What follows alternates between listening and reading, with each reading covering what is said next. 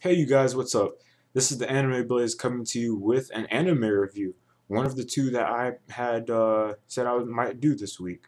One of them was already planned. This one is pretty much, I guess, you could say, sort of just like off of the cuff. Not really off of the cuff review, but off of the cuff as in this review wasn't really planned ahead of time to see if I was going to do it, but I am going to do it. So, with that being said, let's get on with this review.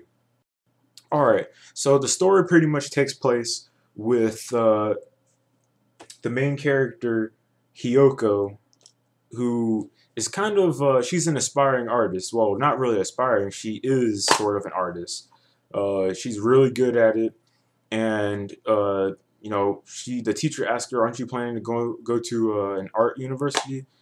She said, "Nah, your parents." The teacher says, your parents said no." She said, "Yeah."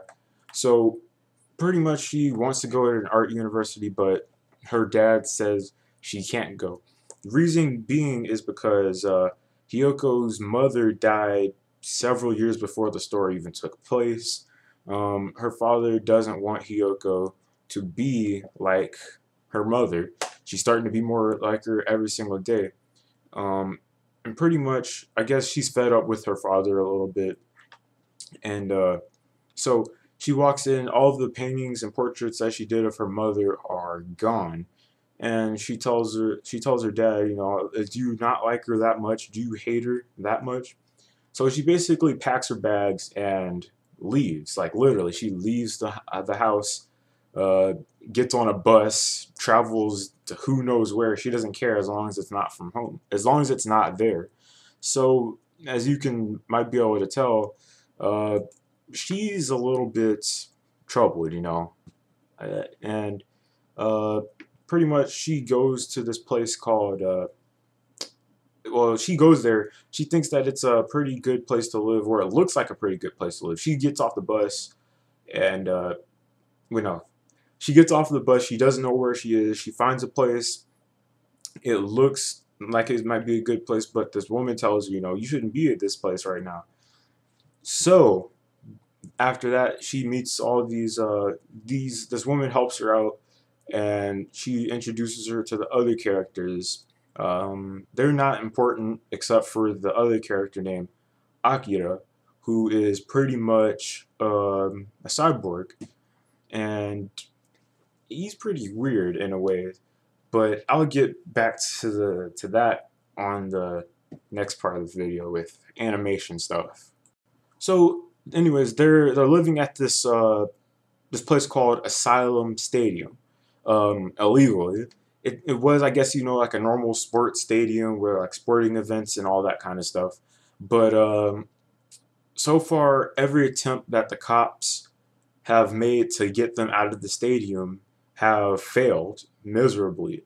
But when the violence escalated to a certain point, the police pretty much said, "We'll be back," and boy, did they come back. So to try to appeal to the police and say, "Hey, we're sorry for what we've done so far. We're just, we're sorry," but basically what they try to do is they try to hold a festival of arts, artwork, musical arts, all this different stuff to try to appeal to them and get, everybody involved and say, we'd like to live here, and we just want to live here, that sort of thing. And the story pretty much follows the main character Hiyoko, her problems from home. Just she gives up a little bit too easily, and pretty much she meets the guy like I told you before, Akira. He's like your troublesome kind of guy. Always like he has a bad mouth, and he's always bad mouthing everybody, uh, saying how everyone calls him. He looks like your typical, I guess, street kid. Like a thug or something. I guess you could say, mongrel, as they call him on the movie. Um, Pretty much, she's telling him. They do explore a lot of these things on here, such as how far are you from being like really human, stuff like that, with like technology and all this stuff. I honestly I didn't expect that, but they pretty much told him that she told him that you can create original art, because the thing with him, he's saying that because he's part cyborg, he can analyze just about anything and create an exact replica of it. You know, from a picture drawn on a piece of paper to being spray painted on the wall. That's child's play pretty much to him. And he says, "There's no way I'll be able to come up with my own original design." And Hiyoko tells him, "If you just let the lines go the way they're supposed to go, you'll be able to create your own original work." And it really does show through through the characters, their development, and all of that. And I really like that exploration on that whole thing. Now, for this is the part of it that I really, really did not like about the movie. The movie pretty much had slight few problems. One, let me just show you this. The cover. All right. See the cover, right? Asylum Session. The Asylum Session.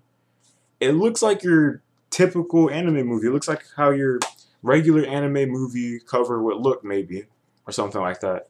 It looks like it's going to be a normal anime movie, but I put in the movie, I watched it, and I looked at it, I was like, what the heck? To me, the biggest problem was that the movie looked like it couldn't decide, the creators anyway, or the designers and all that. It seemed to me that they couldn't decide whether they wanted this movie to be an anime movie or a CG movie, a CG anime movie. Kind of differentiating between, what was it, Appleseed? Kind of looks a little bit like Appleseed, but not really. The animation was, I mean, usually I'm not the type of person to gripe about animation, but the thing with this movie, it couldn't decide whether it wanted to be anime or CG. Some parts, it looked like it was taken from certain angles. The characters looked like regular anime characters, you know, something like that. But if you took it from a different angle, it just looked kind of awkward. It didn't really fit into place. So the movie, I think it was really good and original with its ideas, and it had a really good message. You know, if you want something done, just do it. Don't give up. That sort of thing. But as far as animation quality goes, this movie was kind of weird with that. It was really awkward. I'm not gonna say okay, but if you want to watch it, uh, I can't even say I would recommend you watch it. Just if you ever see it, and if it's like a rental or something, and you really just feel like watching something different, I recommend picking it up. But if you wanted to watch an anime movie, you know, just like sit down, chill, watch something that's like really high quality and all this stuff, I would recommend you stay away from the Asylum Session. Um, Really awkward with its animation. Oh, and one more thing. During the first part of the movie when Akira was fighting, um, it was just weird. It's like he couldn't like the animation on this part was just weird. Uh, it's like he was moving really fluid and everything like that. I was like, whoa, okay, that's overboard. That was too much high quality stuff. If they were trying to pull it off, it didn't work. He was just like ducking and dodging, just like ducking back and everything like that. And it really just didn't play out that well to me. But anyway, this is the Anime Blaze ending my review for the Asylum Session, saying if you want something done, just do it. I'll see y'all later this week with the Elfen Lied review. Yeah.